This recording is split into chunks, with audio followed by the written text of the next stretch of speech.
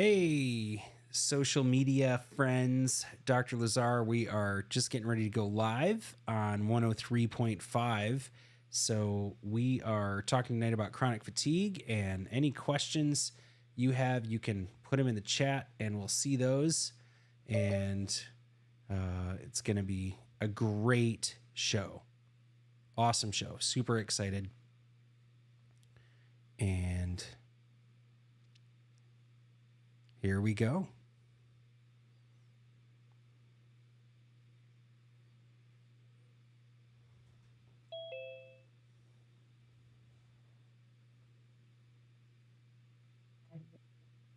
Okay, Dr. Lazar, I got you now. Awesome. Can you hear me okay? Yeah, I can hear you just fine. I'm going to go ahead and put you guys on now right now. Test. Okay? Yep, I can hear both of you just fine. Great. All right, mic's up. My dreams are my dreams. They're the lights Welcome to your weekly checkup. I'm Dr. Lazar in studio with Jaden. Super excited to be with you. Chronic fatigue is what we're talking about tonight, and it is a really, really big deal because it is super overwhelming to deal with chronic fatigue. It's chronic, and you're exhausted all the time. It really is. It's one of the only things that actually has the name is pretty descriptive of what is actually happening. So it's a big deal, and we often see that it is overlooked. It's related to trauma. People think it's all in your head, and it's not. It's not all in your head, and it's challenging. I agree. A lot of times, the biggest, I would say overall, time people will say over and over again, I'm coming to you. Nobody's listening to me. I thought I was crazy. We hear that all the time in consultations. They said it was normal. They said I just needed more rest or more water or I was dehydrated. And people tell me all the time, I knew something was wrong. And They said I was crazy. Well, and, people might be crazy, but there also is stuff going on, which is a challenge. And so what we find with this is, and it's big to realize because we miss 100% of what we're not looking for. And so what happens with the nervous system is right at the brainstem level, the signals that come into the brain from the rest of the body, there are two signals. One of them is a pain signal, and pain signals typically are slower signals to the brain. Not typically, that's how they're designed to be. They're slower signals to the brain, and that's important because if you felt everything right away, you'd be in big trouble, basically. That's a big factor. The other signal that comes to the brain is called proprioception. That's the body awareness type signal. And that one you'd better know you have. That one better be working, because if it's not working and it's dark outside and you step to the edge of a cliff, you better know. Otherwise, that's a life-ending event. So you have to know where your body is in space. When there's been trauma to the head and to the upper neck, pressure starts to develop on the brainstem. Now, it's not bone on the brainstem. You'd have to get hit by a Mack truck and you wouldn't survive that if bone was touching the brainstem. But the brainstem is surrounded by a little donut-shaped bone that weighs about 2.5 ounces. And when that gets out of alignment, there's like some spider web material inside there. And that's what gets twisted up like saran wrap, and it messes with kind of chokes off the brainstem. The brainstem controls things like pain signals, body awareness signals, involuntary muscle control that helps us with posture, immune system, wake and sleep cycles, brain chemistry, respiratory function, immune function, just to name a few of the things. So if there's pressure on that brainstem, and that's where the signals come from the body to the brainstem and then they cross. That's why you hear about if somebody has left-sided brain damage, it affects the right side of their body. that's at what's called the decussation, or the area of crossing in the brainstem.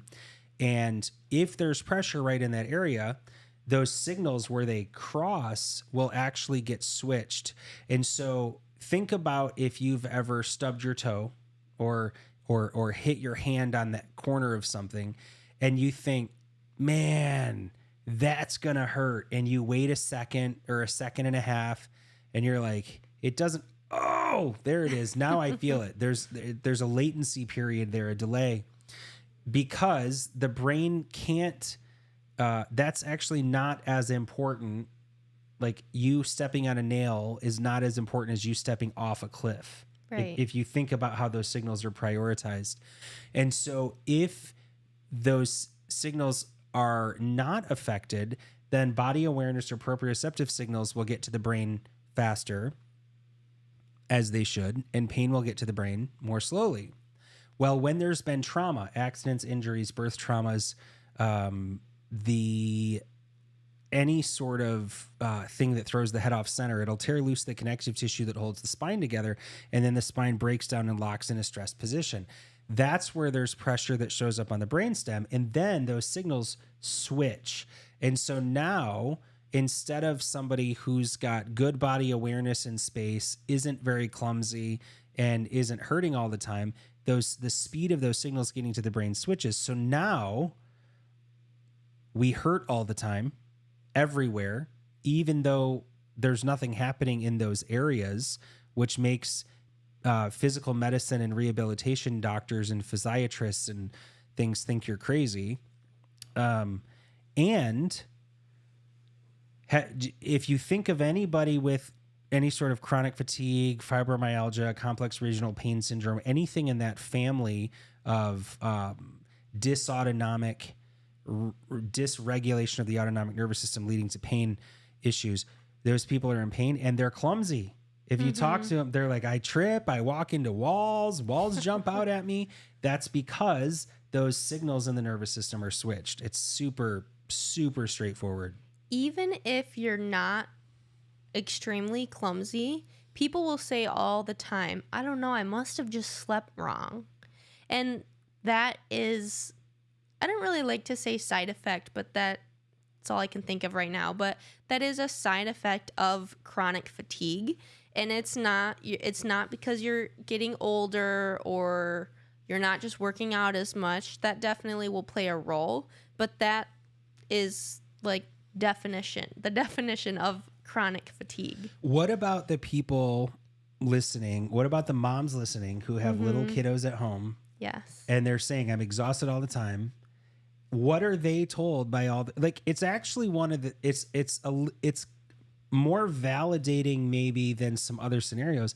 But what, I know you have no idea what it's like to be a sleep deprived mom, but what do sleep deprived moms get told when they say they're exhausted? Well, usually they'll say, well, you're a mom, that's normal.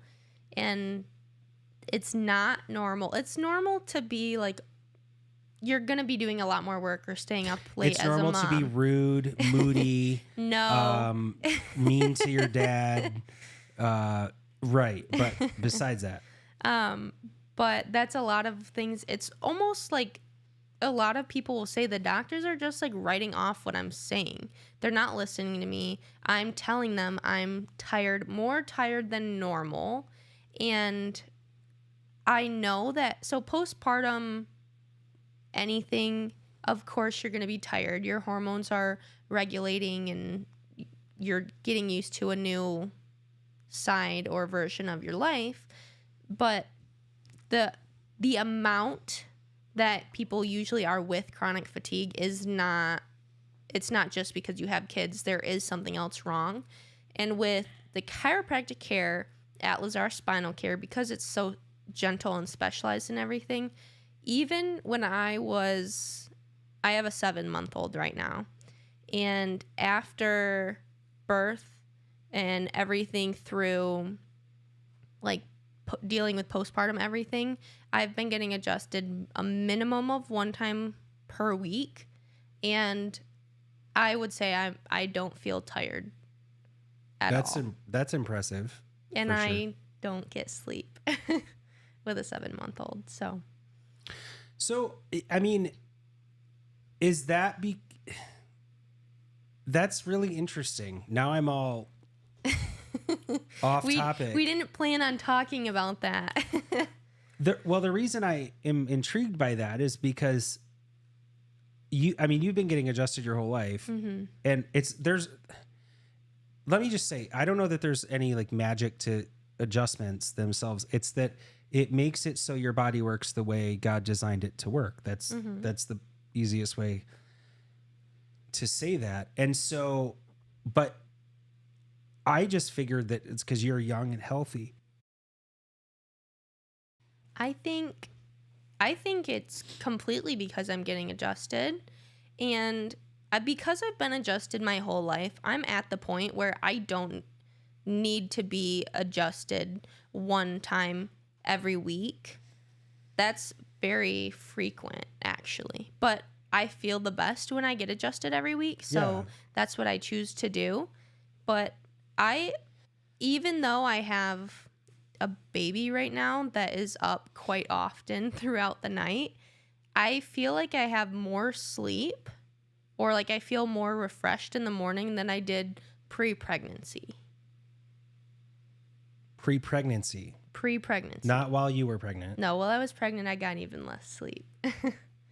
But pre-pregnancy, and I didn't really like stay up late before I was pregnant either. Like I had a routine, and I would just wake up and be like, oh my gosh, I don't want to get up. It's taking so much.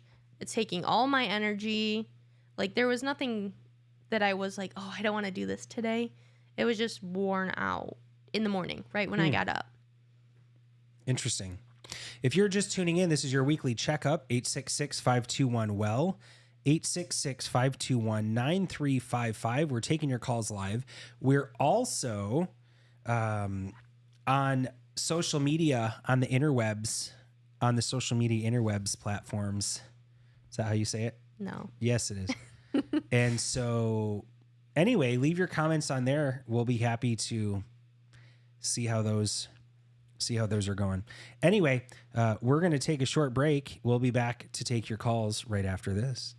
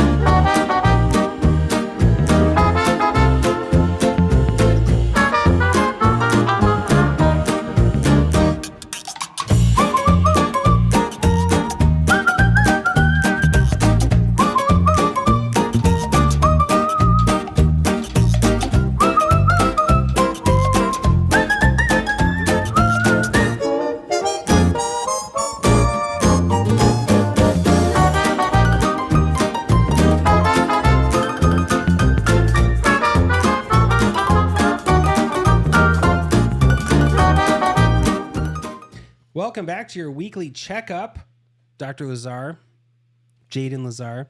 So we saw this really funny move. Well, so on the break, Jaden was telling me she can't work this way in this really like diva-esque way. And I said Jonathan, which I never say Jonathan. But anyway, it was the movie was Fly Me to the Moon. With Channing Tatum and Scarlett Johansson. Yeah. It was so good. It was good. And it was. They should sponsor us. Maybe they will. Maybe we'll get a check. anyway, there was this scene with this director, and he was just acting like a tool. And Yeah, he just kept saying, "I can't work like this. You know this about me." yeah, he needed it a certain way. That's funny. And then what was the other? He would say things like, quit looking at me for approval. Just be on the moon. Just be on the moon. When he's like, it was anyway. You have to see it. It's not funny to hear about it. I acknowledge, but anyway, it's still funny. All right, so we're talking about chronic fatigue and other stuff, obviously, but it's really big. I can tell you the number of people that feel so relieved when we identify it. I don't like naming things, because whether it's chronic fatigue or peanut butter and jelly syndrome. Is that a thing? That's not a thing. No, it's not. But I'm saying what it's called shouldn't be, it's not that relevant. People put a lot of power in what something's called, and they're like, no, it's actually this. No, it's actually that. It's not. And I'm like, all right, you guys fight over it. We're going to be over here getting the interference out of the nervous system. We'll just fix the problem. Yeah, so she can get on with doing the stuff she cares about, which is not figuring out what this thing is called, because it doesn't matter what it's called, because then it goes away when we remove the interference, and then everyone is like, oh, I guess we misdiagnosed it. That happens a lot with multiple sclerosis. We have a lot of people that come in with MS and will get the pressure off their brainstem. And I mean, people come in wheelchairs and they leave not in wheelchairs. No joke, no hyperbole. I'm not exaggerating one bit. And then they'll go back and they'll be looking for validation from their other providers on their care team. And then they'll say, well, multiple sclerosis doesn't go away. So I know we said it was multiple sclerosis and you were using a cane and then a walker and now you're in a wheelchair. But now you're out of the wheelchair. But, and the only thing different is that you got the pressure taken off your brainstem. And when I say that, by the way, know that that's a gentle, very, very gentle procedure. I think that can sound scary, but my son got adjusted 30 minutes after he was born. As soon as we were out of the OR, he was adjusted by Dr. Lazar. And he stayed asleep for the adjustment. The baby did. Yes. Not Dr. So Lazar. the thing is, when those things change, the problem is if you're putting a lot of weight in what it's called. And if you need that, fine. I'm just saying that like naming diseases is not that important to us. What we find is that we will hear you when you tell us that's what you're dealing with. Yeah, for sure. But our job is not to like name it. Our job is to like find the interference and remove the interference and let your body work the way it's designed to work. And so instead of getting tied up in the nomenclature of, is it this or that or the other thing, we're kind of like, does it matter? We found interference, we removed interference, it went away. So are you cool with that? Or, and of course people are. But what can be frustrating for them is that then other people on their care team will say, well, it must have been misdiagnosed. That must not have been what it was, because that doesn't go away. We hear that all the time, which is cool, but frustrating for them. When I was pregnant with my son, I had what was called single umbilical SUA. artery. Yes, single umbilical artery. And that there's supposed to be 2 arteries and 1 vein in the umbilical cord to the baby. And I only had 1 artery. And they said he's going to stop growing and we're going to have to induce labor. He won't make it. We're hoping he makes it halfway. You will not make it full term. And like then he won't survive, or you'll have to deliver early? I would have to deliver early. They said he's not going to get the blood flow that he needs to grow. And so he's just going to stop growing and we're going to have to induce labor. And I took that as a challenge. I was like, okay, let's make that not happen. And so I was getting adjusted 3 times a week. Now, we don't drink beer, but did you think hold my beer? Hold my iced tea. Hold my iced tea. Okay, cool. I got adjusted 3 times a week. And we also have this device that improves blood flow and circulation and oxygen. That's called Beamer. I used that twice a day as well. And I made it full term to 38 weeks and 2 days. I mean, who's counting? And my doctors, the whole time they were saying, wow, we don't know why he's still growing. We've never seen this before. We don't know why he's growing. And I said, oh, I'm getting adjusted and I'm using Beamer. And I explained what it was. And they said, well, it's not that. We don't know what it is, but we know it's not that. And I was like, why are you telling me this? Because I know that this is why my son is still growing. You know, there's no interference. Like, just because I got adjusted doesn't mean that SUA, the anomaly, is not going to happen. But Oliver was still growing, and he's totally fine. You also, I mean, it's cool how God creates us, because if you're supposed to have 2 umbilical arteries, usually with SUA, people will have 2 and then one will kind of shrink up and close up and go away. But what a cool design. Like, God designs a redundancy there. Just in case. Just in case, because his plan is perfect. And what's so cool is your control center, your nervous system, was functioning well enough, and you were making sure that you had proper circulation with the Beamer device and with the adjustments, that you had enough blood flow going through one umbilical artery so that without the other one, everything was still fine. That's cool, man. We're fearfully and wonderfully made. And we believe this crazy thought that the body wants to function well, that the body wants to be healthy, that we're not fundamentally flawed. Doesn't mean bad stuff doesn't happen. It just means we don't start from, we're not moving toward victory. We're moving from victory. We're already victorious. The way God made us, we're already victorious. Now, stuff comes up, hurdles come up that cause interference that we get to deal with, but we're not moving from failure or defeat toward victory. We're moving from victory through some hurdles, sometimes called life, to eternal victory.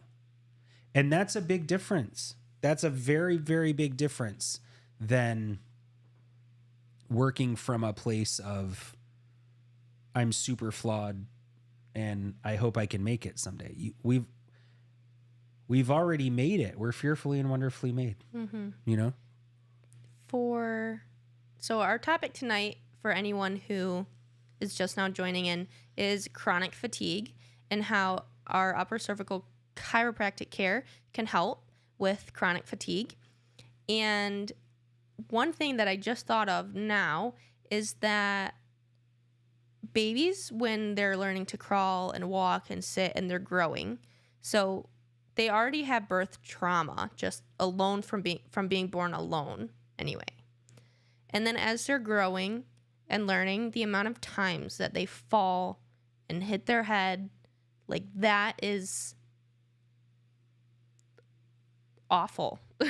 That's how they're made. Their bodies are able to handle that if they're getting adjusted. Because if they don't get adjusted, it's like you just keep stacking and stacking and stacking. Eventually it's gonna, all the pressure on their brainstem, and it's not good. But because my son is under chiropractic care, if he falls, I'm not worried, because I know I'll just take him to the chiropractor. I'll just have my dad adjust him and he'll be fine. And when he falls again next week, because he's learning, he'll get adjusted and he'll be fine.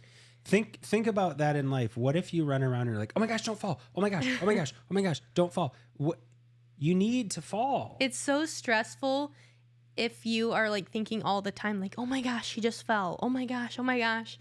Because now I'm not worried about it. I know what's going to happen. Whether I am, like, I obviously won't let him fall on purpose, but he's going to fall. He's learning. And I don't have the stress, the added stress of, oh my gosh, he's going to fall. He's going to get hurt. And in 40 years, he's not going to be able to walk straight or whatever. I know that when he gets adjusted, Dr. Lazar will fix it. And then Not true. His body will fix it. Okay, well, I like the thought my dad can fix everything. Yeah. Well, you know better than that. That's what mom's for. So chronic fatigue is a big deal. And we talk about it not because it's different than anything else. I mean, we're talking about dysautonomic chronic fatigue is what we're talking about. There can be other types of things, but anytime we're talking about dysautonomic anything, migraines, chronic fatigue, depression, anxiety, infertility, but it's because the regulatory system, the nervous system is not working properly and it's not regulating the body properly, and it doesn't need to be fixed. It needs to have the interference removed. That's the part that's key. And, you know, whether that makes a difference to you or not as a listener or a patient, but it matters because we're not going around fixing anything. That's different than a sick care model. And there's nothing wrong with a sick care model. This just isn't that.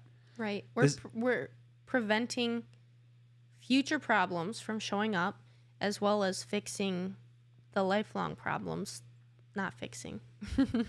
Removing the interference for, So the body fixes it. yeah, the body fixes it, but Yeah. we're removing the interference so that your body can do its job.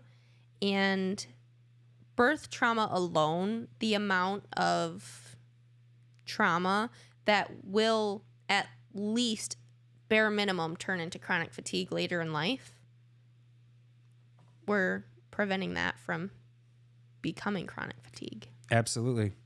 Absolutely. That's super cool. I'm so excited. This isn't directly, I mean, this is not about chronic here, whether it shows up as chronic fatigue or irritable bowel syndrome or whatever. I had the privilege today of adjusting Emmy. Yeah. She's 2 days old, a day old. She was born this weekend. And I adjusted her, and that's my jam, by the way. Like, I tolerate the rest of it, so I get to hang out with kiddos and take care of babies and stuff. But I adjusted Mom, I adjusted Sophie, and I adjusted baby Emmy, and she was having a hard time latching on and wasn't pooping. And the text I got after was, Emmy had a huge poop after you adjusted her. What a cool text to get, right? And she's latching so much better. That's so wonderful. And the thing is, like, anytime you do something for others, like, there's so much in it for us because it's the coolest thing ever to know that she's going to grow well, not grow sick. Mm-hmm. You know, if she's adjusted, if she's been alive 2 days and she's been adjusted on one of those days, she's been adjusted for half of her life. I would say more than that because Mom was adjusted before pregnancy Right. and during. So the entire Her mom, time, yeah. her Yeah, mom, yep. the entire time she was growing was the correct way without interference. Right. So by the time she was born, she was already adjusted her entire life. She had proper nerve flow from mom. I mean, Mom's nerve flow was proper. And this was Mom's first pregnancy, first delivery. And she was saying she pushed for less than an hour. And in the birthing center, that's pretty unusual. I mean, it's not unusual for what we're seeing. I was not surprised when I heard that because she was under chiropractic care. I was very happy for her that it was only an hour Yeah. because that's very fast, especially for your first kid. But for someone who's under regular chiropractic care, that doesn't surprise me at all That's super cool. because that's how your body is meant to work. Yeah, so we have kind of a theory a working theory. We'll talk about it after the break, but our number is 866-521-WELL, 866-521-9355. We're going to take a short break. We'll be back to talk about babies and poop. Just kidding. To talk about chronic fatigue and any questions you have. So make sure you give us a call. We'll be right back.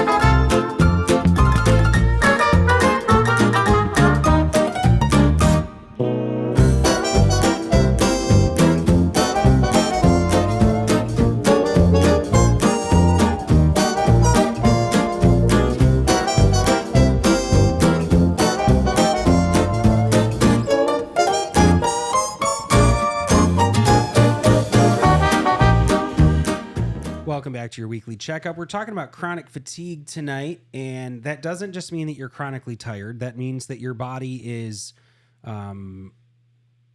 dysregulated. It's not regulating properly. And so it shouldn't be like that. We've got to make sure that we're addressing it so it's regulated, and that's what we're talking about tonight. So Our theory is why don't you share our theory? I want to hear the way you describe it. Okay. My theory is I've mentioned a couple of times actually on this show already. I have a 7-month-old, and I was adjusted. If we go all the way back, my mom was adjusted before and during her pregnancy with me. I was adjusted immediately after I was born and my entire life. And through my entire pregnancy, I was adjusted. And then my son was adjusted immediately after birth. And he started teething first at 15 days old, he rolled over. And I looked at my mom. I was like, oh my gosh, you saw this, right? Because that's not normal. And then he continued to do it. So we knew it wasn't a one-off thing.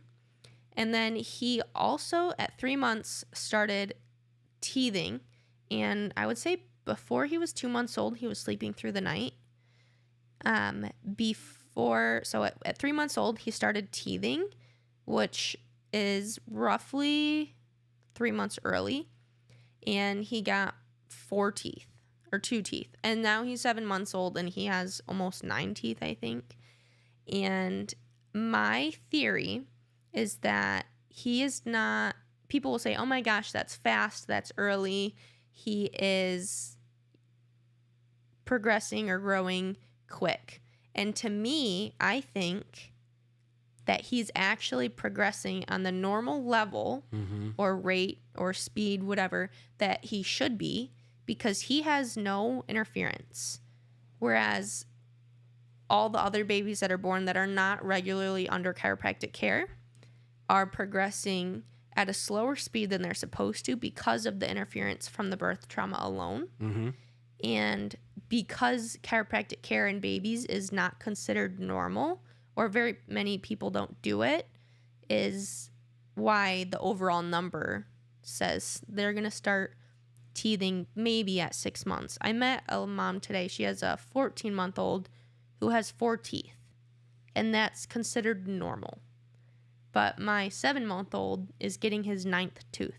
And I think that's due to there being no interference on his brainstem, and his nervous system is functioning properly. That's due really to cool. chiropractic care. Because his body's allowed to function the way it needs to. So we're talking about chronic fatigue, which is when stuff shows up later, stuff shows up later in life, but it's been developing for a really long time. So it's really important to understand. So when I was in school learning about things like this, chronic fatigue and fibromyalgia were kind of cousins. They're saying some different stuff now that chronic fatigue syndrome is also known as myalgic encephalomyelitis, which is just a big word that's they're basically saying it's this debilitating disorder. There's extreme fatigue and it can't be explained by an underlying medical condition. That is 100% false. Mm-hmm. Even though that's the popular thing, they're saying there's nothing that can explain it. And you don't even have to tell us. We can look at your x-rays and say, this person is dysregulated. They're going to be dealing with chronic pain, be completely exhausted. And they'll look at us like, oh my gosh, I came in here because my hand was numb. I didn't know that, you could help with that. We're not helping with anything different, but we can tell just by looking at the x-ray, not just, I mean, they're very specific x-rays, but we can tell by looking at those what's going on. So to say it's not characterized by any underlying condition is 100% false. It's like, we've written about it. We've got ebooks on it. We've done tons of radio shows over the years about it. We've done talks all over the country about it. Like it's insane how clear this dysautonomic chronic fatigue inflammatory process happens. But encephalomyelitis, encephalo means head. And so what they're saying is that the body has, we think, this autoimmune reaction where the brain starts to swell. Okay, yeah, that is happening. But when the brain swells, where is that increasing pressure? Is it at the bottom part of the brain where it goes into the brainstem? And of course, it's going to put more pressure there as pressure increases higher up in the rest of the brain. But why would the brain be swollen in the first place? And it's really a simple concept. It's a twofold factor. Number one is if there's pressure at the base of the brain, at the brainstem, then cerebral spinal fluid, which bathes the brain and the spinal cord, and blood flow, and lymph flow, and nerve flow into and out of the brain are all altered. That's bad. Really, really, really, really bad. And if it's altered in such a way that the fluid can't drain from the brain, now there's more stuff taking up space in there. That's no different than a swollen ankle after an injury. Edema is too much fluid in an area that's not supposed to have that much fluid, right? So that's one reason it's called an encephalomyelopathy, where the brain swelling is leading to the muscle pain.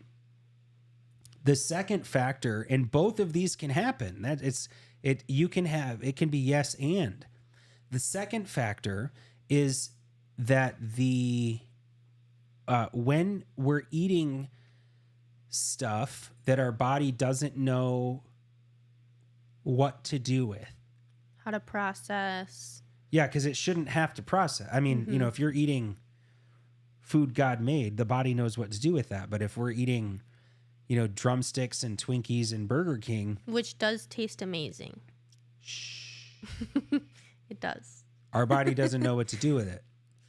And so then as that happens, eventually the tight connections in our gut start to open up, and now the bacteria that are breaking down the food by design leak out of the gut into the bloodstream.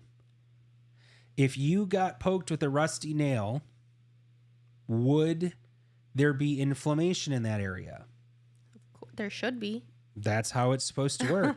So you're saying if you get stuff in places it's not supposed to be, the body might inflame. That would be the healthy response. That's what is supposed to happen. So now let's take this bacteria that's designed to break down our food, have it leak out of the gut into the bloodstream. Wouldn't we want the body to have an immune response when there's some weird, funky stuff in the bloodstream? I would. That's exactly what's supposed to happen. And when that happens every single time we eat breakfast, then snack, then lunch, then snack, then Starbucks, then dinner, then snack, then, popcorn, then whatever. Every time we eat, if we don't have those tight connections in our gut,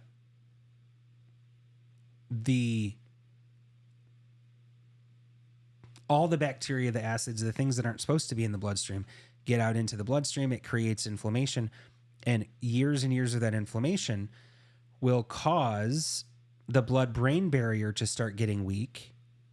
And then we have a leaky brain. And so now all that junk gets into the brain. So now we've got a double whammy on that. And so there's other stuff that needs to be done. But the most overlooked is making sure your nervous system, the regulatory system, is working well and that you have no pressure here on the brainstem. If you were to look up chronic fatigue syndrome or CFS or chronic fatigue, and you were to look up what is the treatment for chronic fatigue, they would say there is no treatment, period. But what you might be able to try is, you can try eating healthy and you can try lifelong medication that comes with other side effects. But it says there's no treatment. And that to me is really sad because that's not true.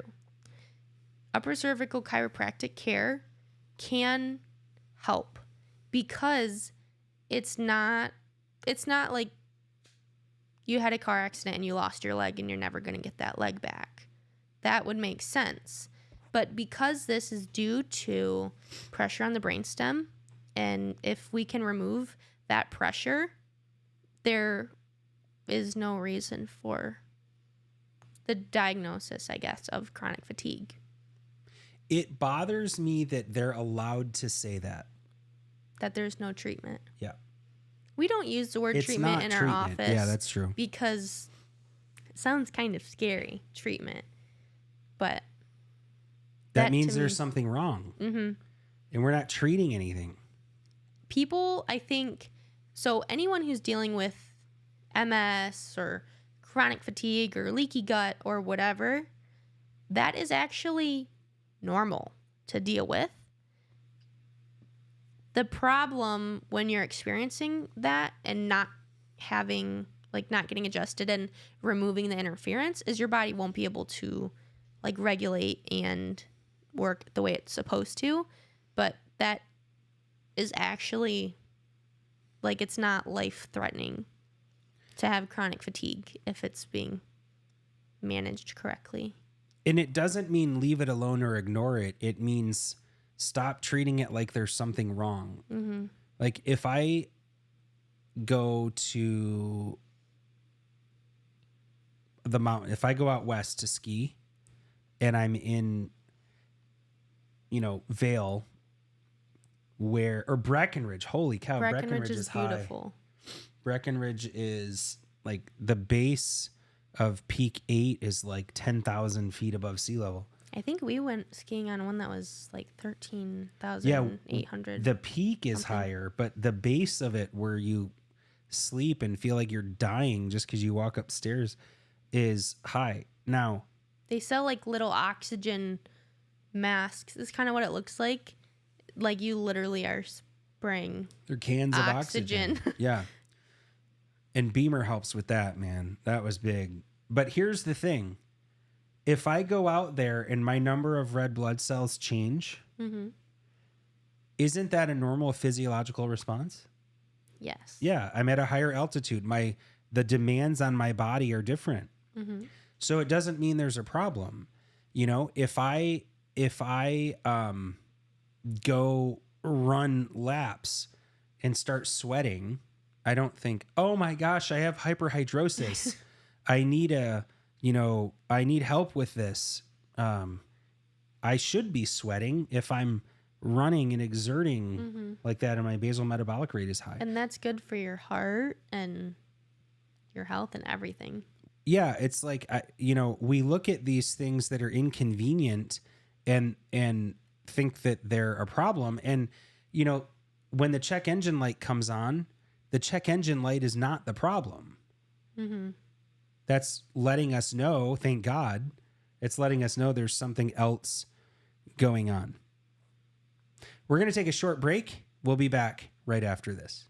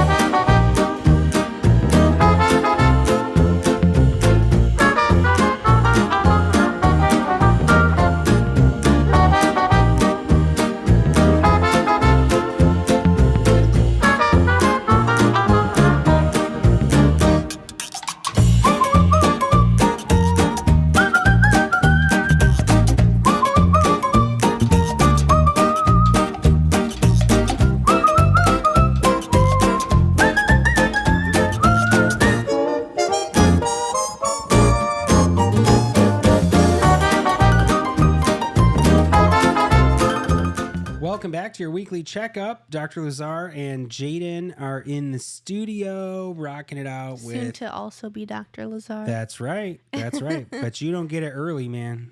You don't get it early. And yeah, super excited to offer hope. I mean, that's what this is about. We can tell you all these fancy words like, encephalomyelitis. You like how I did that? No, hang on. Don't say it like that. Hold on a minute.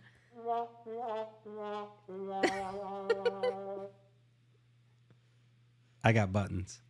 I think you were trying to click like the happy button. No, hang on. Because you were like proud of how you said it, but like the wah wah wah was because I didn't think it was good. I got buttons. Anyway. Dr. Lazar is a kid at heart. We all are. So we're super grateful that you tune in. Every week we meet such cool people that come in that have listened to the radio over the years or have just heard it. Like, and we pray all the time that the people that are supposed to hear this will hear it. Because we don't do this show for us, we're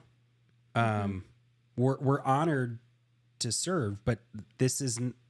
I mean, we don't need to hear ourselves talk. We had a patient come in the other day. She's so sweet, and she called and she was like, "I was just listening to your radio. I don't normally listen to this station, but for some reason it was on in my car, and." She called and she was like, I was crushed by a high-low. I was like buried for a while. I had several surgeries and screws in my neck because I was crushed. And on top of that, I had 2 botched surgeries. And she's like, I'm not very comfortable, so I thought I should try your chiropractic care. And first of all, I heard when she said all of that, I was like, oh my gosh. And you're still like this happy and this nice. Like I would be livid, but she's the sweetest lady. And she is getting her life back. And our care because it's upper cervical and so gentle, it doesn't matter that she has screws and rods in her neck. We can still safely remove the interference. That's true. That's true. She has one of the biggest misalignments I've ever seen after such significant trauma. I've never seen them.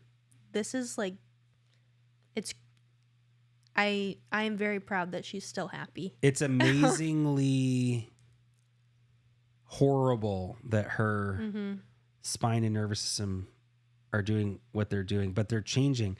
And I'll tell you what's super cool. After her first adjustment, family noticed that she was standing differently. After her very first adjustment, man, that was cool. And that's all because her car to me, that was not random. That was God wanting her to find the solution that she needed to feel better and function better, function properly. Yep. And so that to me was not weird or funny. Like, God did that for a reason. But to anyone listening, they'd be like, wait, you never listened to that channel and Right. it randomly was on one day in your car and you heard the solution to fix your life, you know? And she's involved in one of her jobs is to work. She works at a church, and I think, I mean, you do God's work outside of church as well. But specifically, I was thinking, man, this woman's doing God's work. What's this going to look like in 6 months or a year or 5 years or 10 years when she's not dealing with this interference? She hasn't been dealing with the interference for a long time. That's and cool. to her, this became a normal. Living with screws and rods and pains and I'm assuming pain medication from the surgeries. She's prescribed it. She doesn't like to take it. So she just suffers. She either suffers with pain or suffers from side effects of the pain medication. And for that to be her normal, like, I just like the fact that people feel like that is okay to be normal. Like, that's supposed to happen. Like, I'm so happy for her that she found the solution that she was looking for. And I can't say it enough or get it to enough people that chiropractic care, I truly, honestly believe that our upper cervical chiropractic care can change your life. 100%. 100%. It's like, and the cool thing is, it doesn't matter whether you believe it or not. It's like gravity. I mean, you can say you don't believe in it, but we're just working with the body's principles. Like, they're natural laws. It's the way God designed things. And we're just crazy enough to think, hey, we think if we study health and vitality that we might get healthier. And we think crazy thoughts like innate intelligence. Yeah, we're born with it. It's already in there. God made us with what we need. That's cool. Hey, our radio listeners get a complimentary consultation, $224 value. You can use it for yourself. You can share it. You can use it and share it. You can bring your entire family in for a complimentary consultation. Those are fun.